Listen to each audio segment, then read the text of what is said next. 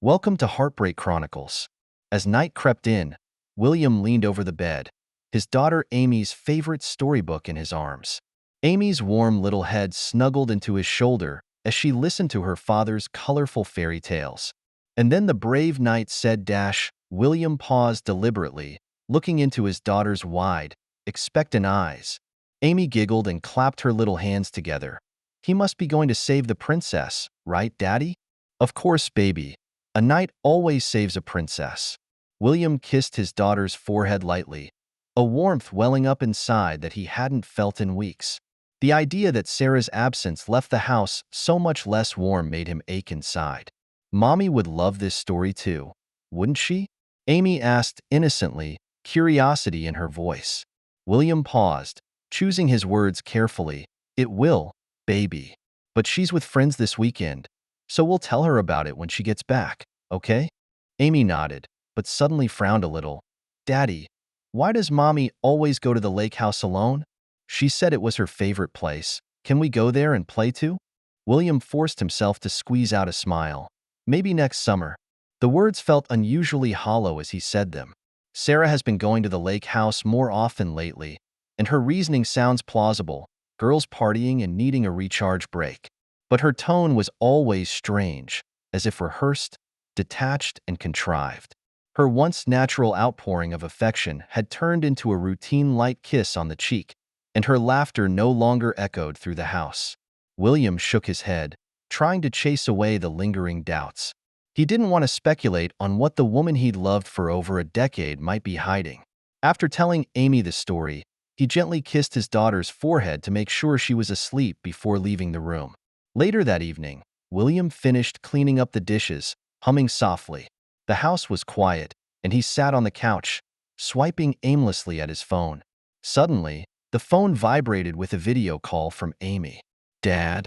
Amy's voice trembled with fear. William's heart skipped a beat, and he immediately sat up straight, gripping his cell phone tightly. Amy, what's wrong, baby? Is it a nightmare? No, I'm not sleeping, she whispered. I was watching my mom's live video on my iPad, and I saw my mom and Uncle Stephen at the lake house. William froze in place. What did you see, baby? They were hugging and kissing, not like you hugged me. She paused, her voice catching, and they said a lot of bad things about you. They said you were boring, and I didn't like that. William felt his pulse rumble in his ears. Amy, where are you now? I'm in my room. Amy sobbed. Dad, I recorded it on my iPad. They said so many outrageous things and did things. I don't even know how to describe it. William held his breath. You recorded it? Yes. Amy huffed. I'll send it to you, but I don't want to stay with her anymore, Dad. She lied to me and I hate lying. I know, baby, I know, he whispered. Send me the video and go to bed. I'll take care of everything. The call ended, leaving William staring blankly at the dimming screen. Moments later, his phone vibrated again, his heart beating violently in his chest as he opened the file Amy had sent him. The video started with just a muffled sound. William turned up the volume and Sarah's voice came through clearly. Stephen, keep it down, you'll get caught. It won't, Stephen replied with a grin, pulling Sarah closer. Besides, after all that hiding, we deserve some happy hour. William clenched his fists and his breathing became labored. The camera shifted for a moment, and then he saw it. Sarah and Stephen on the couch, intimate. Sarah giggled, leaning her head on Stephen's shoulder. He's such a boring coward. All he does is talk about family dinners and savings plans all day. He'll never find out anything. Stephen smiled smugly. You deserve better, Sarah. You deserve passion and excitement, not the boring life he's giving you. William couldn't watch any further and paused the video, his hands shaking. The pain from the betrayal hit him like a punch in the gut, but their mockery of his efforts to create a stable life hurt him more than the betrayal itself. He stared into the void, feeling the weight of their words on his heart, his thoughts swirling in confusion. Was he really so blind? Are all the warning signs being ignored? Time passes by, but it seems like years. Finally, William stood up, his resolve growing stronger. He won't let Sarah's betrayal destroy him, and more importantly, he won't let the children get caught up in their deception. William's thoughts finally snapped out of the chaos as he picked up his cell phone and dialed a familiar number. "Hey, Michael," he said as his best friend picked up the phone with a sleepy voice. "I'm sorry to bother you so late, but I need help with something serious." Michael was immediately alert. "What happened? Are you okay?" "I'll explain, but right now I need to get Amy out of here." "Can you help?" "Sure, whatever you need." William stayed up all night as he began to plan thoroughly. Before dawn, he had contacted a lawyer, secured temporary housing, and begun making arrangements to move the children's belongings out quietly.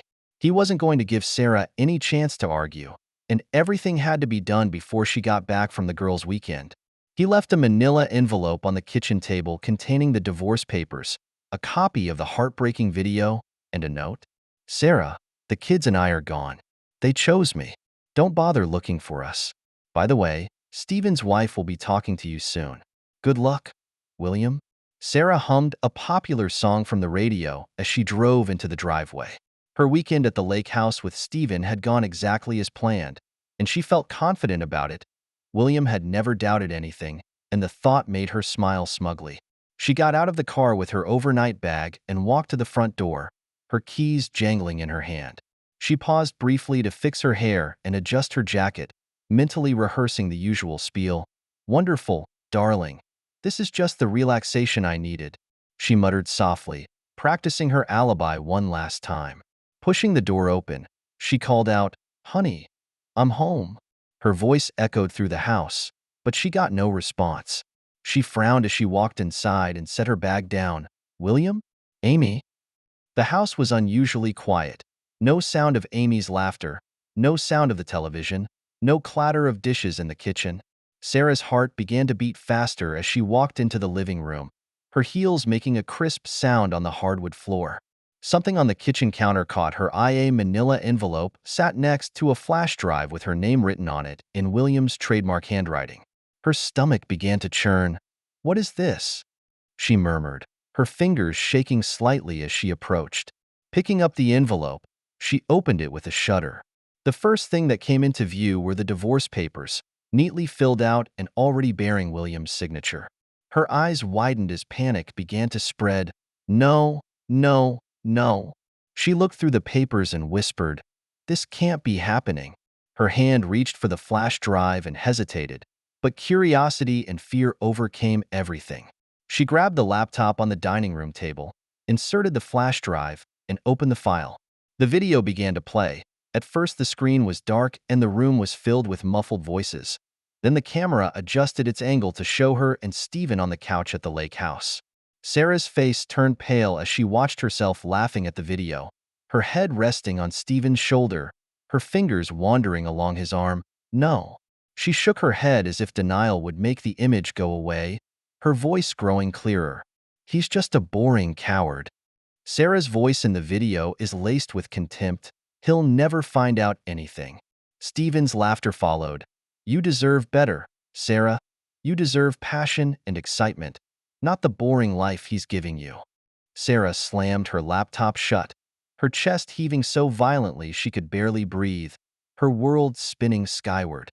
Suddenly, William's voice came over the laptop speakers, startling her. "Sarah, the kids and I have left. They chose me. Don't come looking for us. By the way, Steven's wife has seen the video and she'll be coming to talk to you soon. Good luck." Her hand flew to cover her mouth and she let out a choked whimper, tears blurring her vision as the weight of William's words finally weighed heavily on her. "No." She mumbled again, louder this time. "This isn't real. This can't be real." Sarah stumbled over to the couch and sat down paralyzed, her thoughts spinning wildly. Where had William and the kids gone? How did he know? Why would Amy? Her breathing suddenly stopped. Amy. All the clues suddenly tied together, and Sarah remembers waking up at the lake house to see Amy still asleep in the guest room. Or at least she thought Amy was. "Oh my God," Sarah said, voice breaking. "What have I done?" She grabbed her cell phone, her fingers trembling as she dialed William's number, and the call went straight to voicemail. "William, please," she pleaded, her voice quivering. "Please call me back so we can talk about this. You don't have to do this. I made a mistake. Please, let's work this out for the sake of the baby." She hung up, and the silence that followed was deafening. Panic began to set in, and she tried calling again, twice, each time with the same result. William didn't answer, and she was left alone with her thoughts. Sarah walks around the living room with her hands on her head. Think, Sarah, think. She muttered to herself. She couldn't just lose everything. Not like this. Sarah was awakened by a sharp knock on the door, her head aching from a night's sleep. The knocking on the door grew louder and more urgent. When she opened the door, she found Stephen's wife, Emma, standing outside, her expression tinged with barely suppressed anger, her hands clenched into fists at her sides. "You've got a lot of nerve," Emma said coldly, pressing closer to Sarah. "You think you can destroy my family and walk away as if nothing happened?" Sarah's stomach lurched. "Emma, I'm not Dash." Emma interrupted her, her voice sharp enough to cut glass. Don't you dare say anything to explain or justify your actions. You lied. You conspired. Just for what? To cheat on my husband and destroy everything we've built together?" Sarah took a step back, feeling the weight of Emma's accusation as a substantial blow. "I didn't want it to come to this," she said weakly, her voice quivering. Emma's eyes became sharper. "Didn't want it to come to this? You've been fooling around with Stephen for months, and it was an accident? Do you think William and I deserve to clean up the mess you selfishly created?" Sarah looked away, unable to meet Emma's sharp gaze. "I made a mistake," she whispered. Emma let out a harsh laugh. "Mistake? No, Sarah. A mistake is accidentally spilling coffee on someone. What you did was premeditated. You knew exactly what you were doing every time you texted him, every time you went to that lake house." Sarah opened her mouth to respond, but Emma wasn't finished. "I watched the video and saw you two talking about your spouses like they were obstacles, indulging in your little fantasies.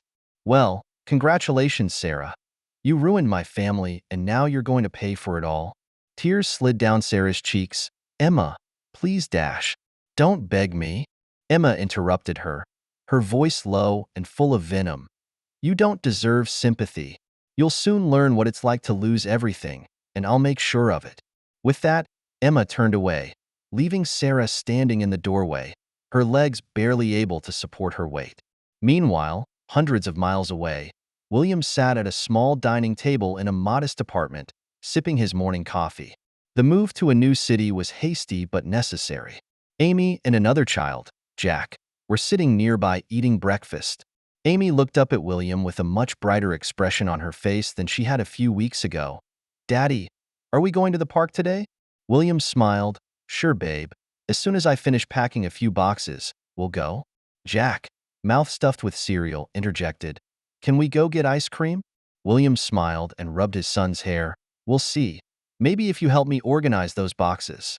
Their laughter filled the room, a stark contrast to the previous tension in the house. William feels a spark of hope. He's lost a marriage, but he still has his children, and he's determined to give them the stability and happiness they deserve. Over the next few weeks, William devoted himself to building a new life. He spent a great deal of time planning a business venture that he had dreamed of for years, but never had the courage to try. With savings and a small loan, he opened a digital marketing agency and worked tirelessly to ensure its success. In the evenings, after the kids were asleep, William would sit at his desk, researching the market, emailing potential clients, and constantly refining his strategy. The work was hard, but it gave him purpose, a way to turn pain into productivity. In contrast, Sarah's days are spent in shame and remorse. Her attempts to contact William are met with silence, and the pain of realizing that her children want nothing to do with her is too much for her to escape. To make matters worse, the effects of her affair began to spread. Emma hadn't bluffed. Word had spread to their social circle and Stephen's workplace.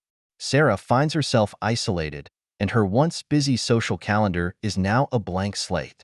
One night, she hesitantly picked up Stephen's phone and recognized his number.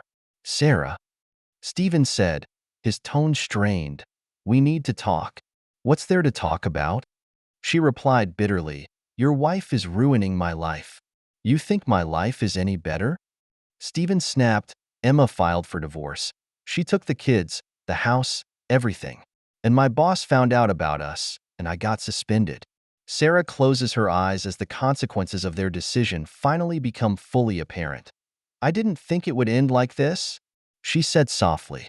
"Neither have I," Stephen replied, "but that's the way it is." A heavy silence spread between the two, and finally Stephen spoke again. "Look, I'm leaving the city. There's nothing left for me here. You should consider leaving as well." Sarah hung up and didn't respond. The idea of leaving did cross her mind. But where could she go? William and the kids are gone, and the life she built is crumbling around her. Sarah sat in the empty house, the silence suffocating. For the millionth time, she reached for her cell phone, her fingertips hovering over William's number. Weeks of silence had stretched into months, and the loneliness almost consumed her. She couldn't sleep, she couldn't eat, and every empty chair in the house, every untouched toy, pierced deep into her remorse like a dagger. Her hand trembled as she finally pressed the dialing button. The phone rang once, twice, and then William picked up, his tone cold and hard and restrained. "What do you want, Sarah?" Her throat tightened. "William, I just want to talk." "Talk about what?" There was not a trace of warmth in his words, no hint of reconciliation. Tears welled up in her eyes. "Please, William, I lost everything. I made a mistake, a terrible mistake. I miss you. I miss the kids." A bitter, soft laugh came from the other end of the line. "Now you miss us? Where was this guilt when you were at the lake house, when you were laughing at me with Stephen?" Sarah huffed. "I wasn't thinking, I dash." "You're thinking, Sarah," William said, his voice growing colder with each word. "You planned every step carefully, you lied. You didn't care about the consequences until reality slapped you hard in the face." Sarah seized any opportunity that might soften his attitude. "I'm so sorry, William. I know I don't deserve forgiveness, but I want to undo this. I want my family back." There was a long silence on the line, a silence that was suffocating. Finally, William spoke, his tone firm and determined. "You didn't just betray me, Sarah. You betrayed our family, our children. You didn't just hurt me. You destroyed the only stable foundation they had. This is the life you chose. Now go face it." The call came to a screeching halt, and Sarah sat frozen, staring at her phone, letting his words sink in. She wanted to scream, cry, do anything to numb the pain, but no escape outlet would get her out of this harsh reality. Across town, Stephen's situation isn't much better. Emma quickly completes the divorce proceedings, and Stephen finds himself living in a rundown bachelor pad, having lost everything he once took for granted: his home, his children, and his reputation. Rumors followed him wherever he went. His once loyal co-workers began to avoid eye contact with him, and conversations would come to a screeching halt when he entered the room. Management upgraded the suspension to an outright termination, citing ethical issues. Stephen sat in his cramped apartment, staring at a bottle of cheap whiskey. His cell phone rang, and it was Sarah's name on the screen. "What do you want, Sarah?" he asked, his voice slurring from the alcohol. She hesitated, unsure of what exactly she was seeking. "Are you okay? What do you think?"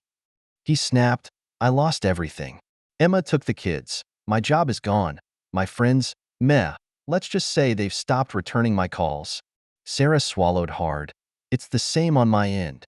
I called William and begged him to talk, but he didn't want anything to do with me at all."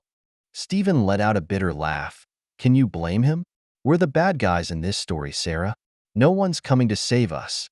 The silence on the line was heavy and suffocating, and neither man knew what to say. "Do you regret it?" Sarah finally asked. Stephen sighed. "I don't know. I do regret losing everything, but at the time I thought it was worth it. Guess I was wrong." Sarah felt a pang of bitterness. We were both wrong. Meanwhile, William's life is thriving. One evening, while attending a charity event hosted by a client, he met a woman named Mary. She was gentle, intelligent, and carried a warmth that made him feel at ease. Over the next few weeks, the connection between them deepened. Mary doesn't push, doesn't plow through, but lets William heal slowly at his own pace. For the first time in a long time, he felt hope for the future. One evening, as he strolls through a city park holding Mary's hand, with Amy and Jack running and playing ahead of them, William realizes that life has its own way of rebuilding itself. What is broken can be healed, and while it won't be the same as it was, it can still glow with a different kind of beauty. Sarah and Stephen, however, continue to sink, trapped in a mess of their own creation. As William's life thrives, it becomes a cautionary tale, a reminder of the cost of betrayal. Mary's presence not only gives William a second chance, but also gives the broken family hope of finding warmth again. Every time William watched Mary interact with the children, he could feel the deepest wound inside him slowly healing. 8 years have passed, and time has healed many wounds since William's life turned upside down. The charity dinner bustled with activity, an annual event in the city he now called home. As William makes his way through the crowd, shaking hands and exchanging pleasantries with guests, he can't help but marvel at how far he's come. "Don't forget to get a front seat," Mary snickered, gently brushing a thread from his suit. "You're a big donor now. People look forward to hearing you speak." William laughed softly. "I'd prefer to just sit back and enjoy the music quietly, but since they insisted, I'll try to be brief." Mary smiled and straightened his tie. "You'll behave. You always do." He kissed her forehead, thankful once again to have her in his life. She had been his anchor during those rebuilding years, and together they had created a new chapter filled with love and laughter. The party is at its climax when William sees her, Sarah. She stood alone at the bar, a glass of wine in her hand, her gaze blank. Time has not been kind to her, and the once vibrant and confident woman is now only a shadow, shoulders slumped, her face etched with stress and remorse. William hesitates for a moment, part of him wanting to turn away and avoid any possible confrontation. But some force drove him to go through. "Sarah," he said calmly. She jerked her head up and her eyes widened when she saw it was him. "William," she whispered, her voice trembling. Amidst the hubbub of the dinner party, they were speechless relative to each other as Sarah blinked rapidly, tears welling up in her eyes. "I thought I'd never see you again," she whispered. "You seem to be doing well." "Yes," William simply replied. "Life has been good to me." Sarah's lips quivered as she set her glass down. "I owe you an apology for everything. I ruined us and I ruined myself. Not a day goes by that I don't regret what I did to you and the kids." William gazed at her, his expression inscrutable. "Sarah, I spent a long time being angry with you. A long time thinking about what I did wrong and how I could have saved this. But eventually I realized that this isn't about me. This is about your choices, and choices always come with a price." She nodded, tears running down her cheeks. "I know. I lost everything. My family, my friends, even my sense of who I was. I tried to rebuild, but nothing is the same anymore." William's gaze softened slightly, but his manner remained firm. "I hope you found some kind of peace, Sarah, for your own sake." Sarah reached out as if to touch his arm, but stopped in midair. "I know I don't deserve your forgiveness, but do you think the kids will want to see me someday?" "They're all old enough to make their own decisions now," William says, "but don't expect that to happen anytime soon. They need time to heal, too." Sarah lowered her head, her shoulders shaking with silent sobs. "I'm so sorry, William. This remorse I will carry to the end of my life."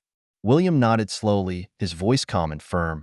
"I hope you've learned from this, Sarah, because I've moved on and I'm not going back." As William turned to leave, Mary appeared beside him with a concerned expression. "Is that her?" she asked softly. "Yes," William replied. Mary took his hand and gave him a warm, reassuring, "You handled it decently. I feel so relieved." After a moment of contemplation, William said, "Seeing her made me realize how far I've come and how much I have to be grateful for." Mary smiled and said, "I'm so proud of you. You handled all of this with such grace." As they walked away, Sarah watched their departing backs, a sense of emptiness spreading through her chest. She thought of Stephen, whose life was just as fractured. He was fired, divorced, and isolated from the social circle they had once been a part of.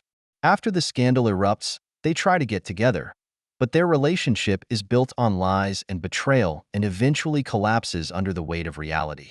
Sarah is now alone, spending her days at a mundane job and living in a small apartment. Over the years, she tried to reach out to Amy and Jack, sending letters and emails, but the response had been polite and distant at best. Later that evening, as William and Mary were driving home, Amy called from college. "Hey, Dad, did you survive the dinner?" She snickered. "Barely." William smiled and replied, "How was school?" "Busy, but not bad. I can't wait to get home for the holidays." "Oh yeah, tell Mary she's still the Scrabble champion. My roommate and I tried to break her record last weekend, but it was impossible." Mary smiled smugly from the passenger seat. "Tell her I'm always up for a new challenge." At the end of the call, William felt a deep sense of fulfillment. His children are thriving, his career is thriving, and he is surrounded by a partner who truly understands and supports him. Sarah's figure flashed briefly in his mind, but was quickly pushed away. Her chapter in his life was over, and the final reckoning was complete. William looked at Mary, who was humming beside him, and held her hand tightly. The future was bright, and he finally felt truly free for the first time. Those former scars no longer hurt, they were just a reminder of what was most important in his life: honesty, trust, and a promise to never betray.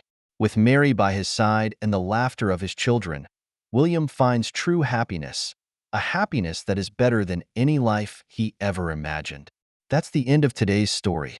For more captivating tales, hit subscribe and never miss an episode.